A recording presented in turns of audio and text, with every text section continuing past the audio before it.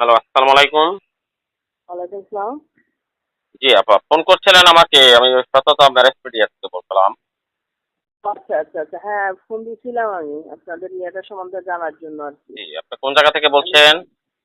আমি হালিশহর থেকে বলছিলাম, আগ্রাবাদ হালিশহর। আগ্রাবাদ, হালিশহর। আগ্রাবাদ কোথায়? কোন জায়গায়? বলেন, কোন এলাকা?